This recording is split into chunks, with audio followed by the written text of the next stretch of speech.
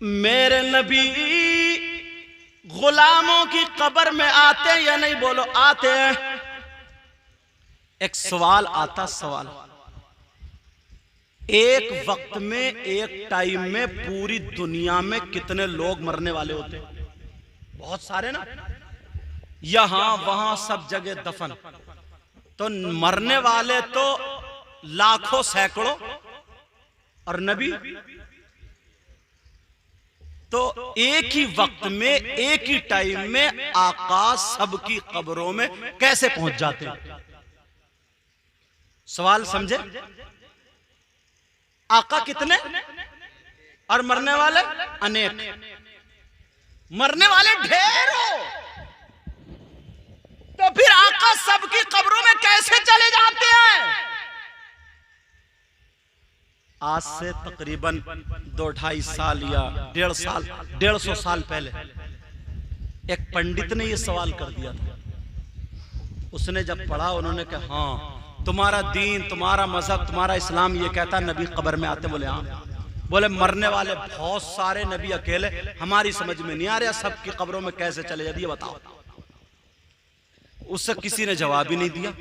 अब वो पंडित लखनऊ का रहने वाला था, लखनऊ से दिल्ली चला, बड़े बड़े मुफ्तियाने किराम है, वहां पूछूंगा जाके, भी मरकज है। जैसे ही दिल्ली में दाखिल हो रहा था, एक फकीर मिल गया जिसकी दाढ़ी धूल में सनम हुई थी, थूक निकल लिया था। उसकी नजर पड़ी, पहचान गया। बोले ओ जन्नती बाबा, कहां जा रहे हो? पंडित से बोला, वो तिलक लगोगा, उससे बोला ओ जन्नती बाबा कहां जा रहे हो? जिस सवाल के लिए तुम दिल्ली आए हो ना, उसका जवाब तुम्हें लखनऊ में मिलेगा। क्या उसका जवाब तुम्हें लखनऊ में मिलेगा? अब तो बड़ा चक्कर में पड़ गया हो। उसने कहा यार तुम्हें कैसे पता मैं क्या पूछने आया हूं? बोले तुम यही पूछने आए हो मरने वाले बहुत सारे आका अकेले सबकी कब्रों में कैसे जाते हैं? बोले अरे यार बात तो सही है। बोले जवाब कहां मिलेगा? बोले लखनऊ चले जाओ, चारबाग चले जाओ, वहां पर एक इमली का पेड़ खड़ा है, उस इमली के पेड़ के नीचे एक अल्लाह वाला बैठा हुआ कुरान पढ़ रहा है, वही तुम्हें जवाब दे देगा। सुभान अल्लाह। वो वापस हो गया। जब जाकर के देखा इमली के पेड़ के नीचे हजरत शामीना लखनवी कुरान पढ़ रहे थे। लखनऊ जाओ तो मजार पे जरूर हाजिरी देना। बोलो जाओगे नहीं? बोलो ना। और मजार शरीफ पे जाना भी चाहिए, मगर मर्दों का जाना जायज है, औरतों का नहीं है जाना जायज। वो बात अलग है, सबसे ज्यादा कबड्डी औरतें खेल रही हैं। अब तुम में तो इतनी ताकत रही नहीं, तुम्हें तो टेंशन इतनी दे रही है, वो इतनी टेंशन दे रही है, सारी एनर्जी तुम्हारी टेंशन में निकाल दी उनने। अब तुम कबड्डी कहां से खेलोगे? अब वो खेल रही है कबड्डी, क्योंकि पिसा पिसाया मसाला, पिसी पिसाई मिर्चे। अब तो पहले औरतें रेते से, पत्थर से, कूट कूट के, डंडों से, काय मुंगरियों से कूट कूट के कपड़े धोती थी। और अब कहां, वॉशिंग मशीन में कपड़े भरे, आधी थैली डालनी है तो पूरी 1.5 डाल रही है, 1.5 खून पी लिया तुम्हारा। अच्छा बोलो बात सच है कि नहीं? कारी साहब कह रहे हैं ठीक लग रहा है, तजर्बा इन्हें भी हो गया। तवज्जो ना। और बटन दबाया, घर, और गुड्डू के पापा मेरी कमर में दर्द हो रहा है, छत पे कपड़े डालियो। अब डाल रहे हैं हजरत कपड़े, अम्मा के कपड़े कभी नहीं डाले। अब जरा तवज्जो मेरी तरफ। मजार पर औरतों का जाना जायज नहीं, मर्दों का जाना जायज है। तुम खूब जाओ, दुआ मांगो, औरतें घरी में से अल्लाह के वली को याद करें, इंशाअल्लाह मदद आ जाएगी। बेशक सुभान अल्लाह। हजरत शामीना लखनवी पेड़ के नीचे, इमली के पेड़ के नीचे कुरान पढ़ रहे थे। वो बाबा आ गए।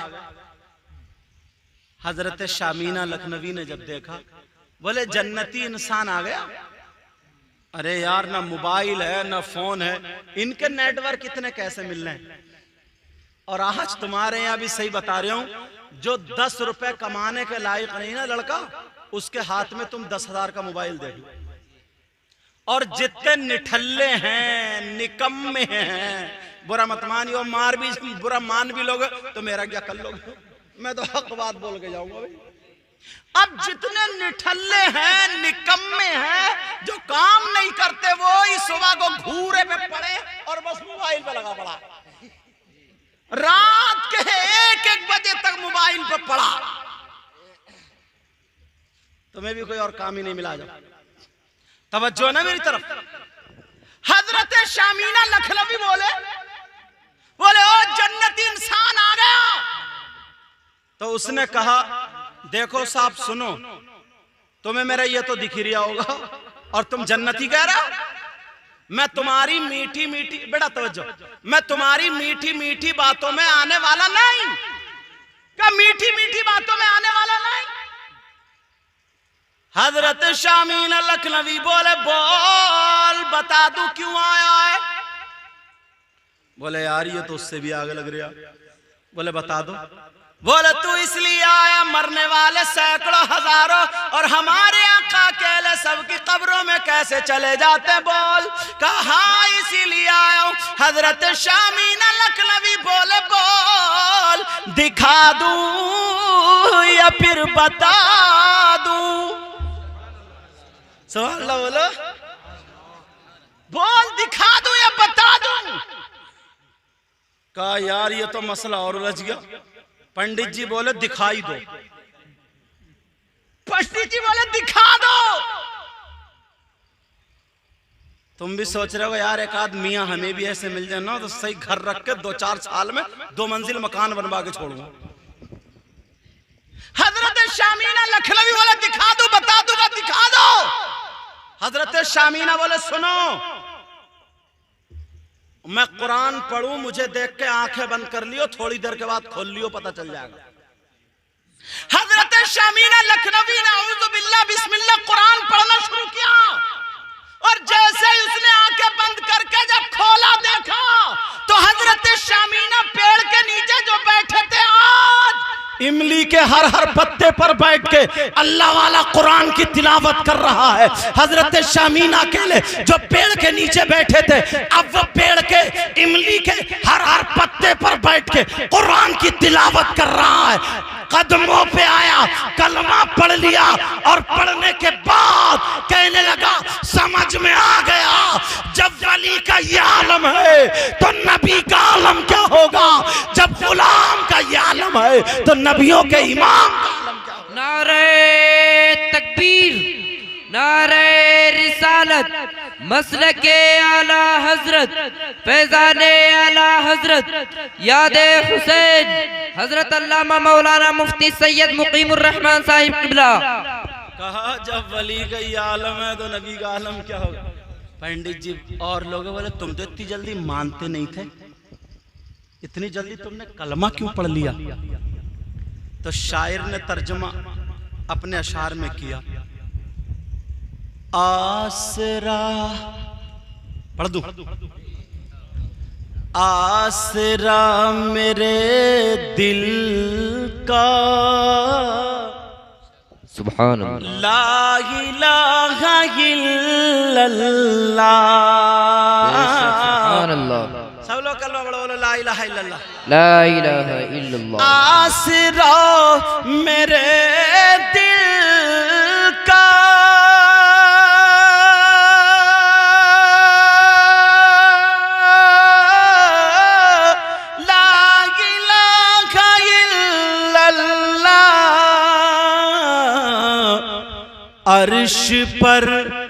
अर्श पर लिखा देखा, ला इलाहा इल्लल्लाह। अर्श, सब लोग पढ़ो, अर्श पर लिखा देखा, ला इलाहा इल्लल्लाह।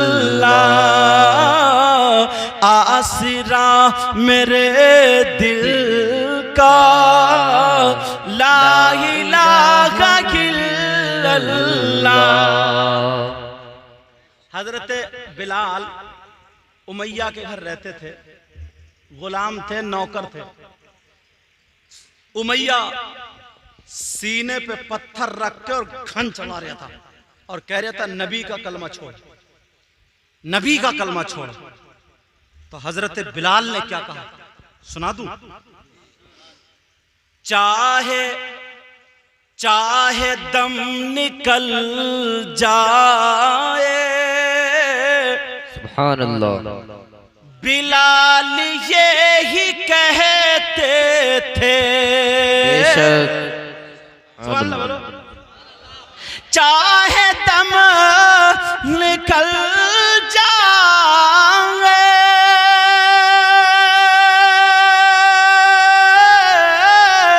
बिलाल ये ही कहते थे, क्या मेरे मुंह से निकलेगा ला इलाहा इल्लल्लाह, मेरे मुंह से निकलेगा ला इलाहा इल्लल्लाह। आसरा मेरे दिल का ला इलाहा इल्लल्लाह, अर्श पर लिखा देखा ला इलाहा इल्लल्लाह। सुभान अल्लाह।